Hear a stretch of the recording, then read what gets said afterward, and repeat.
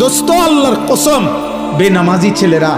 এই আব্বা তোদের প্রত্যেককে বলি বাপ, আল্লাহর কসম তোদের নামাজ পড়তে মন চাইবে রে বাপ, সেজদা দিতে মন চাইবে, সেজদা দিতে মন চাইবে আব্বা। হাসরের ময়দানে হলেও সেদিন মন চাইবে খুব, আল্লাহ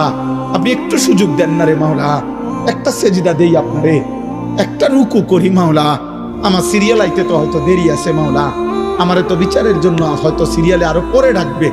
এই ফাঁকে আমি আপনারে একটা সেজদা দেই। আল্লাহ বলেন ওয়ালাউ শি'না লাআতাইনা কুল্লা নাফসিন হুদাহা,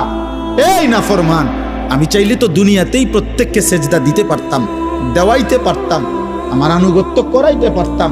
আমার জমিন, আমার আসমান, আমার সূর্য, আমার চাঁদ, আমার রাত, আমার দিন, আমার নিঃশ্বাস, আমার অক্সিজেন,